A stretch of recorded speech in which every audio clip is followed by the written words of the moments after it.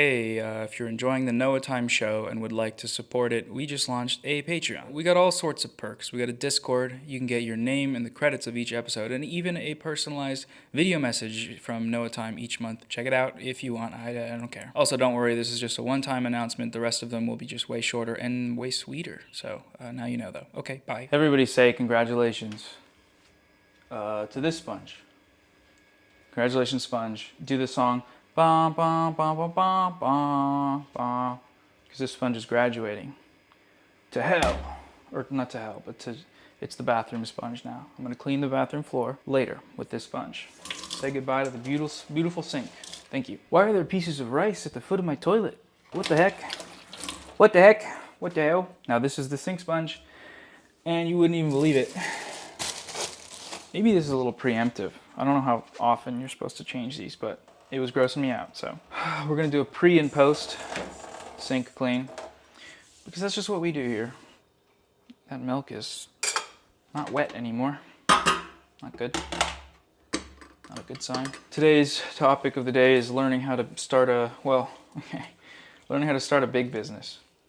They don't ever tell you that in school or in when like senators are like, we need to support small businesses. They never say big businesses. But what are small businesses if not for wanting to become and big businesses? I know some people that have small businesses. One such person is my dad.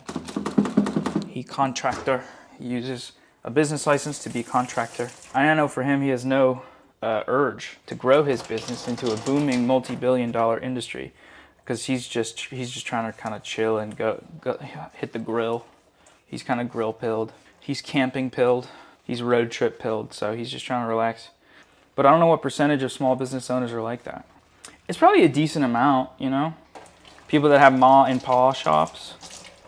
But I know a lot of, you know, you go to a pa and ma shop, there's a person says, yeah, thanks for coming here to this ma and pa shop.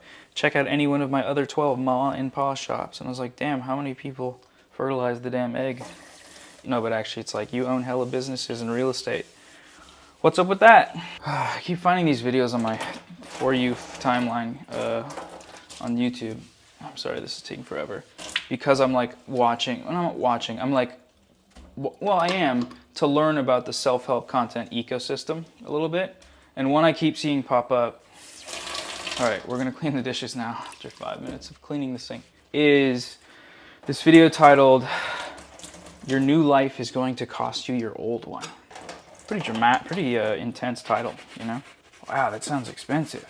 I have to die to start a small business? I have to end my life? It is, as a title, far more dramatic than what is actually said. The content of these videos, which is basically, you can't hold on to things so dearly if you want to have a better life. Something to that effect. Like, you can't wallow in misery if you want to rise and grind.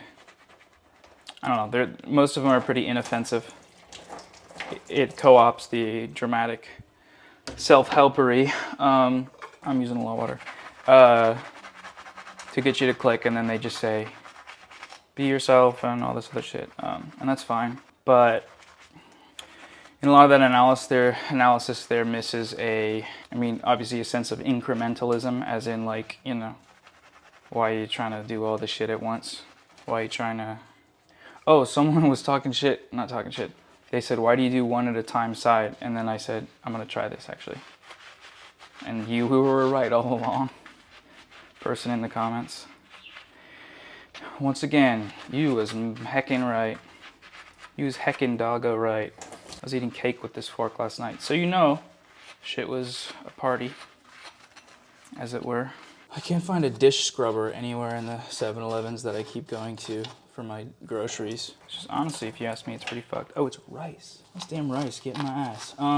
So aside from the incrementalism missing from the notion of giving up your old life, it's also like one of the worst things to come out of self-help or self-improvement is this like weird thing about leaving your friends behind. If they're not on the same grind set as you, they're not worth it to be in your life. Cut them out so you can, you know, say it with me. You already know the words. Type it in the comments and the timestamp. But Oh, it's cottage cheese now. That is probably the stupidest shit. Oh, it's the most annoying shit ever. And it's bad advice, man. Like, sure, there are circumstances in which someone in your life is like genuinely pushing you to do things that you don't want to do anymore, like pushing you into bad habits. Like if you're trying to quit, if you're an alcoholic and you're trying to quit drinking beers with the pals, and people are like, come on, man, just have a drink. Sure, that's someone you could communicate that that's not something you want, and then if there's no change, leave them behind to your new life, or whatever. I think that's totally valid. I think that makes sense. I mean, people in the comments have talked about struggling with addiction. I'm wondering how common that is in terms of, it could be me being naive to say like, that sounds like a cartoon character version of or like a, you know, Dare ad. Come on, bro, smoke this drink. Smoke this beer with me, bro. And you say, I don't know, I'm not gonna do it. I have homework. They say, nah, bro, homework's stupid. You should drop out and start a small business. And say, oh, hold on, wait. Pass that shit. But maybe it's a real thing and a common thing. And I guess it makes sense, like your environment will dictate much of your decisions and potentially bad habits. I guess personally really don't want to delve into that kind of rhetoric whatsoever because, I don't know, doing the dishes, it's not that fucking deep. Just grinding away like, oh, get these dried up rice pieces off. I hate all my friends. They all keep dried up rice pieces on all their dishes. I can't eat them without scraping my tongue on them because when I eat, I lick the dishes. My tongue makes contact with the front of the dishes. And that's, I don't know if that's good or bad. I forget how I started that sentence, but it's, you know, it's something.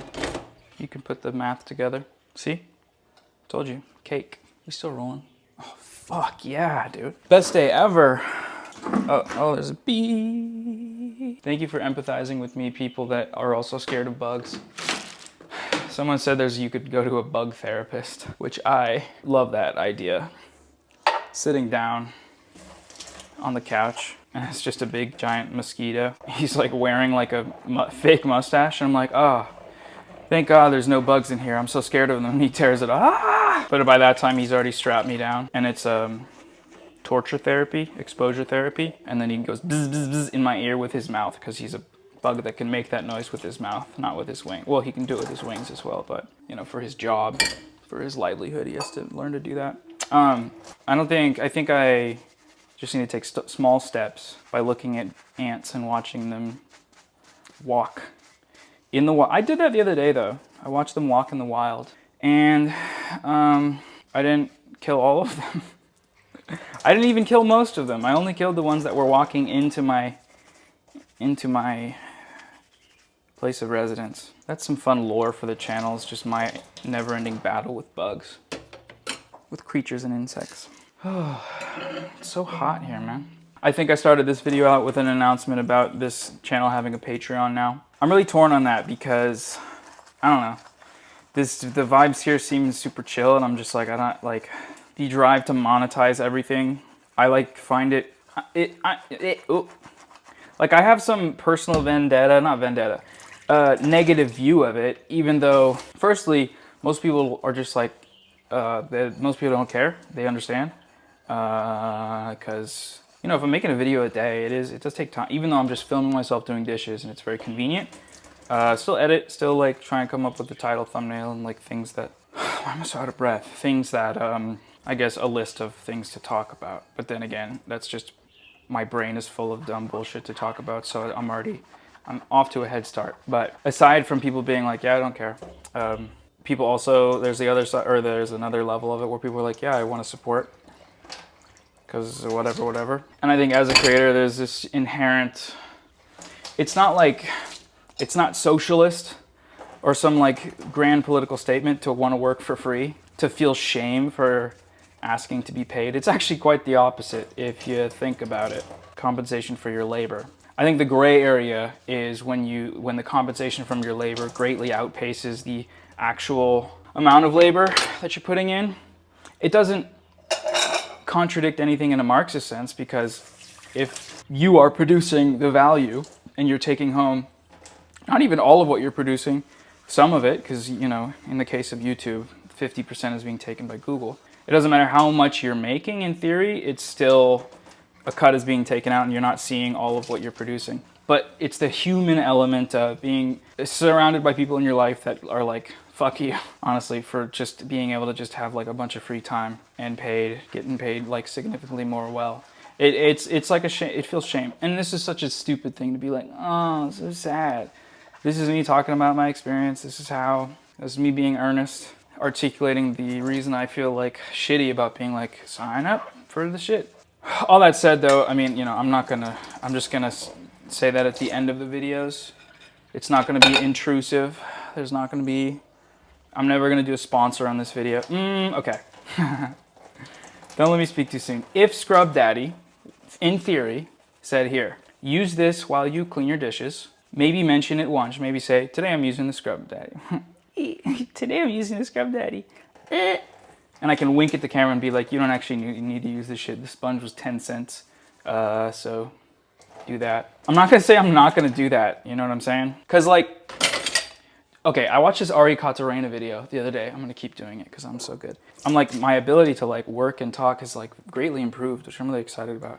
Ari Katarina, if you're not familiar, she's the Finnish, not Swedish, cleaning YouTuber / Facebook content and TikTok content creator, where she goes to people's houses that are either hoarders or just super messy and like depressed and like have like just super fucked up messy houses.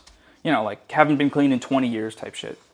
She goes there, she cleans them for free, and then films it all. Super satisfying. It's also like generally pretty positive, you know. She's very like peppy and like, this is okay to have this because, you know, things get down. There's a few points of like criticism that she's received, and people have commented on my channel about this when I've talked about her, but like one such criticism is that she'll go to a house that's basically like, there's just like poop everywhere, rat poop. The bed is like, you can't sleep on it. There's trash. The people that live there sleep, you know, standing up or whatever in the corner of the house. But like, some of these videos will have kids in them.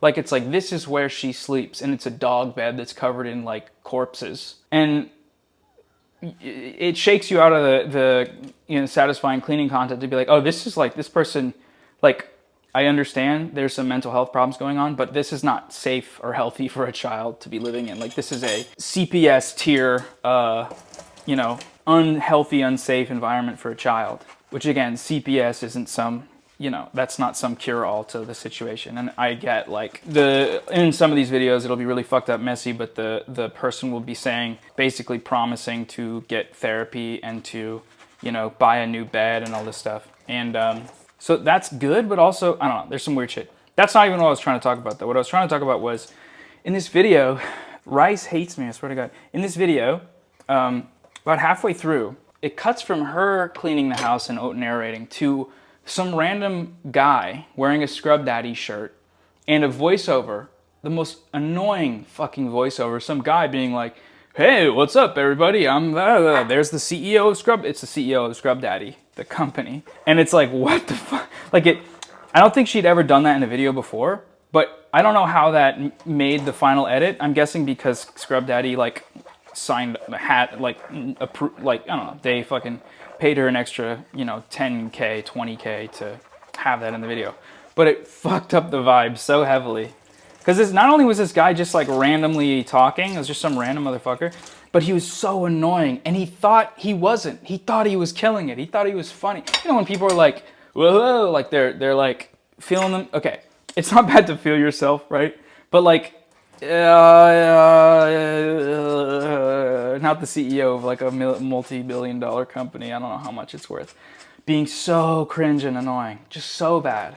So I say all that to say that's an example of something that like fucks up the content. And if the Scrub Daddy CEO came here to the middle of the woods to this $400 a month Airbnb in Thailand and helped me do the dishes, you know, I might be down, but he would not do the voiceover because it would be fucking, I would do the voiceover and be like, look at this dumb motherfucker. No, I would do the voiceover and be like, this is Gary. He's helping me clean. Wearing Scrub Daddy merch, cutting to me winking at the camera, be like, Scrub Daddy's the only sponge that I've ever used in my life. If you use any other sponge, you're a bad person. That's how I would do it. And I think I get the sense that most normal people will get what's going on there. But this video was so fucked up. Like, it was literally like, oh, it was embarrassing and kind of shameful. Look, I'm talking hella shit. I'm pretty sure she knows that because everyone in the comments was like, what the fuck are you doing? This sucks. Or they weren't like that. They were like, hey, we really like your videos normally, but this felt really odd. We'd like it if it could just go back to you narrate. Just very kind, you know. So that's chill. But I don't know. It was just very jarring, you know. So I guess it's the conversation about monetizing everything you do. Like, I have, this one's fucked. Because there's some people I follow that have Patreon tiers that go up to like $50. And they give you like I don't know, they send you a body part or whatever. They send you an organ. So the highest tier on mine right now is 25, which feels like if that seems like insane, just tell me and I'll take it down. But there's also, I don't know, people, like, some people are very supportive and treat it like, you know, if there's a lot of content coming out and they're like, oh, like, I would pay that for this and for like the perks that come with that. I don't know, it's just like, fucking give it a try. And if it, like I said, this channel will eternally be in experimental phase because I don't know what I'm doing. And I like to work with feedback sometimes to a detriment, and that's okay. Yeah, I don't know. It's a weird position to be in. It's no different than like a Substack writer saying, hey, if you like what I'm making, cough it up, fork up give me the money. Wow, really inefficient with water today. Sorry. I'm trying to think what other sellout stuff happens. Well, a big part of this is I do sponsors on my main channel, and I hate how that happens because I'm not at the level where I can put the sponsors at the end of the video. I have to put them like 2 minutes in, right when, did I switch them again? Somebody did point it out that I switched them in last video, and I was like, ooh, why is there water in here? Ah. Gross, I'm ashamed. Because it's not like I'm going to someone's house and be like, why is there water in that bowl that smells like tuna? Why does my bowls all smell like tuna? I've only been eating tuna every day. 2 bowls, twice a day. It sounds like there's something on the roof.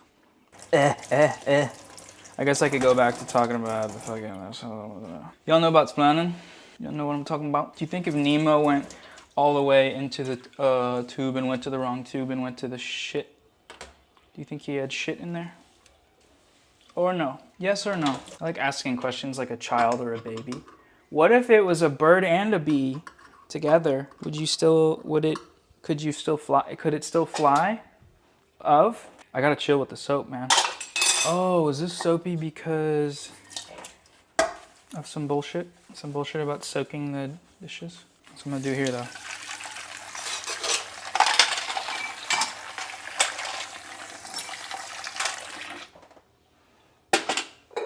See, someone said I was using a lot of soap, but I feel like a baby dabble. Oh, it's still not out. I feel like a baby dabble.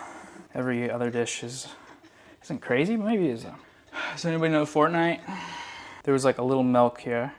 I washed it out, or I rinsed it, but there was a little ring. I don't have like a long extended brush for dishes like I was saying earlier. Because 7-Eleven, the premier shopping experience where I'm at, which is not true, I'm just lazy. Not lazy, because it doesn't exist. I just am putting stuff off. They don't have the brushes. Okay, so, I started watching that Midwest Magic guy, Midwest Magic Cleaning. A lot of people said, check that guy out. Love that. Super chill. I don't know, sometimes sometimes he's been a little cringe. That's okay though. He's like 40 or something. You can't be 40 and not do cringe every once in a while.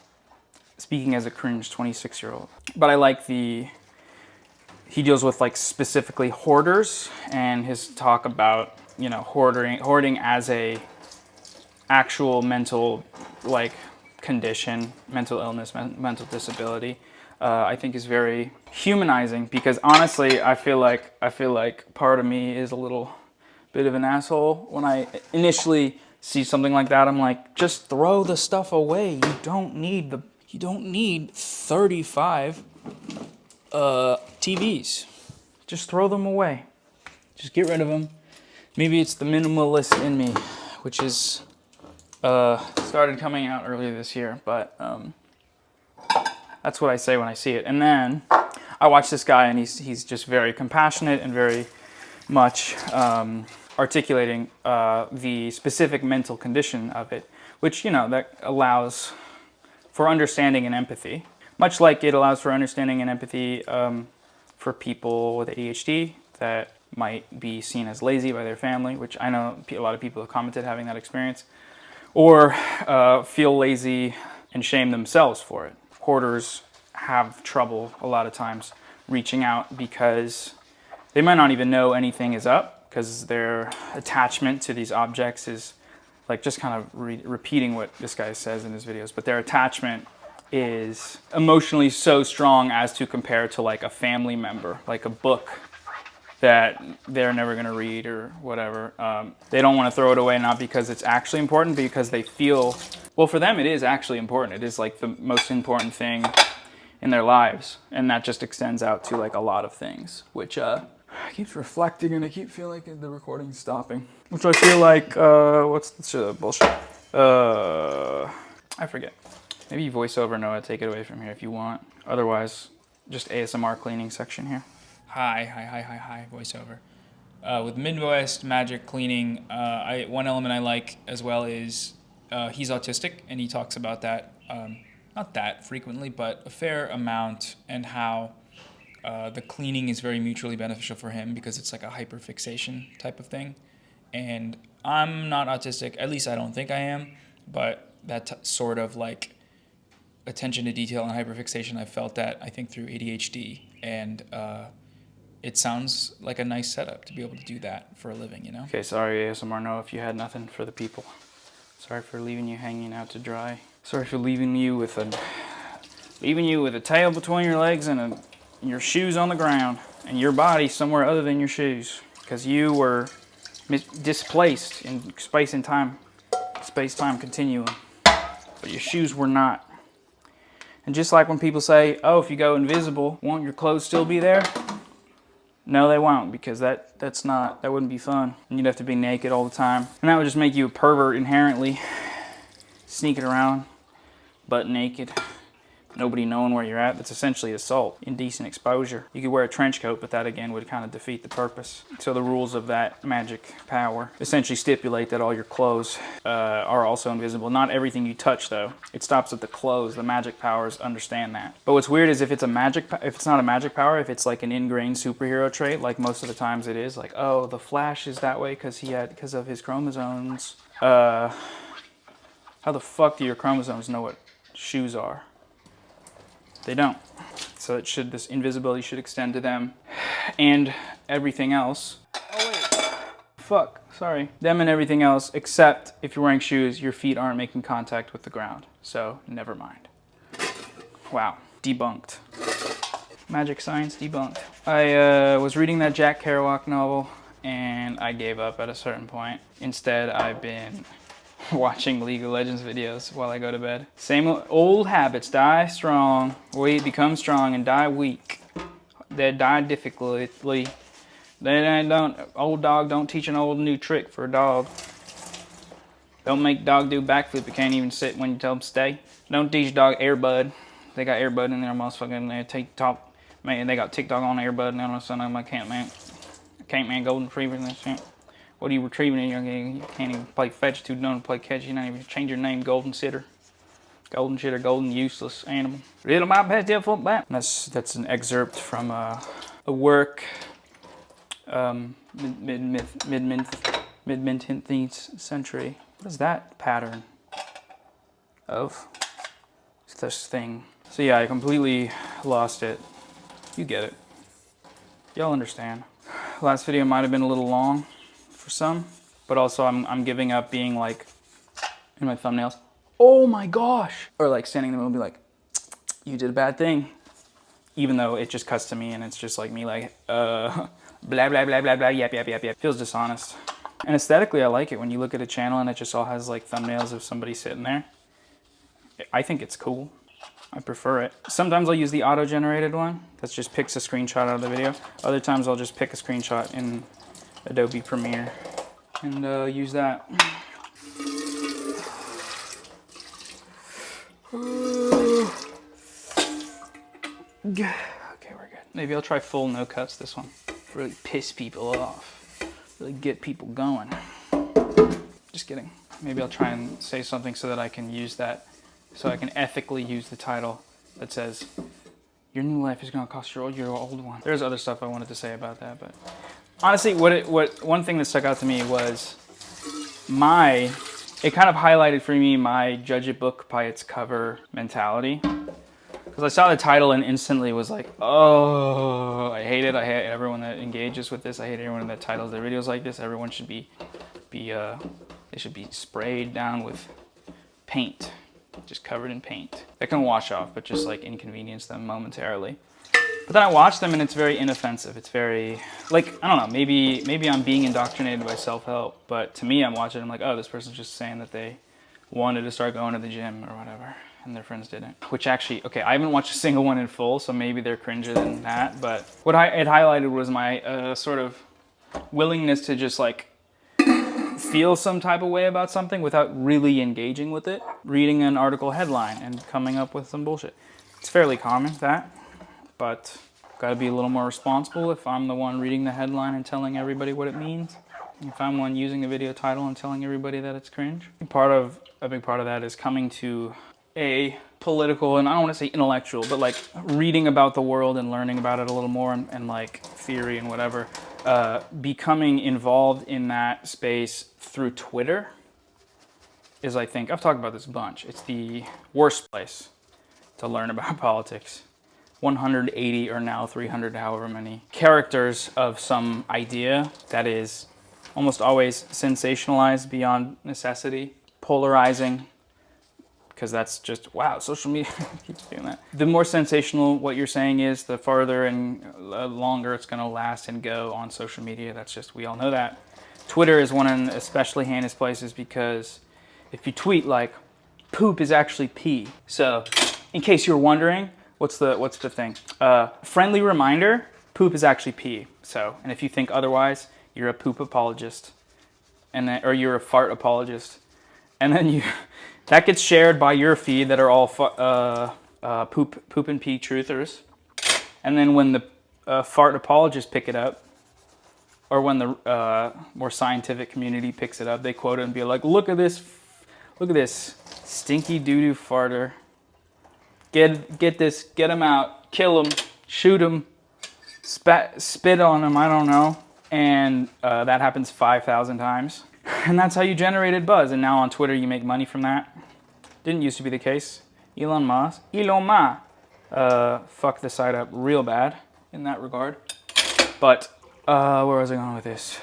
Oh, politics, learning about them through a space that encourages that kind of thinking is really bad because it makes you come to conclusions before you actually, or it gets you in the habit of accepting premises and conclusions based on what people are putting forth without necessarily arguing the sentiment or a moral idea, and interpreting the truth, the relative truth or falsehoodity of it by reading what the people you follow think about it. Poop truthers read the quotes that are like, this is some real crap right here. This is what they won't teach you in school. This is being censored and shadow banned. I'm being shadow banned. I love that one. My post didn't do good, so it's the shadow realm is trying to get me to not have as many retweets. It's like, chill the fuck out. That's always so dumb. Like, yeah, there's unquantifiable often, but sometimes not. I've had videos shadow banned randomly. One video on this channel, it was like, I think the most successful video, randomly, it was climbing in views, and then it got 5 views an hour for, it was like, and then sorry, for like 2 days. No idea. I sent it to like some people that know about the algorithm more, and they were like, yeah, I don't know, man. Oh fuck, I've been using the, wait, have I? Come on. Tell me the truth. No. I'm gonna do it right now. I'm gonna do it. God damn it, man. Would it be flatter? Probably be soapier. I think it's this one. Someone tell me. See? Now I know. And now this one we can put here as a testament to growth, life, society. What I was saying is just that shadow banning happens, but generally when people, it's like people on Twitter that are like posting a video of a trans person that's like, you know, mad at somebody for rightfully, you know, being a dick to them. And they're like, this really says a lot about what's going on in the world. Someone should do something about this. Someone should go to the children's hospital in Boston and call in a bomb threat, because that's where they treat trans patients. And then that video just like gets, instead of 1,000 quote tweets from people being like, "Roo, roo, roo, roo, ow, ow, ow, ow, kill him, wow," they get 500 of them, and the people are like just being like, this is weird, man, why are you doing this? That is when you're being shadow banned. And it's just silly, because it's just like you're confirmation biasing yourself. Fuck, what was I, where did I start with this? I don't remember, man. Politics on Twitter. Just that like the more that I get off of Twitter, I'm still on Twitter quite a bit, but like through I guess like doing stuff online, arguing in videos and things, I've come to like learn that I do have bad habits when it comes to confirmation bias and coming to pre-existing conclusions. And when I revisit them, it's not to say I've ever been like particularly said anything I currently like disagree with by any means. I just think the way that I've argued for these ideas has often been not as good as it, not optimal. In I think for that I blame Twitter. It's Twitter's fault. Not really. It's just, I think, a consequence of bad habits that I picked up from learning about ideology and politics in a place that is primarily sound bites, performative sound bites with in-group bias. But you live and learn, I suppose. If I used a lot of water today, no, I didn't. No, I didn't. No, if I did, I'm sorry. How long have we been going for? 41. Okay. Well, I'll probably just post this. So yeah, hope you're doing okay. And I don't know if there's any other housekeeping to put forth. Just I'm gonna play a credit sequence right now to see show you what it looks like if you join Patreon. Bye bye. BB bye bye.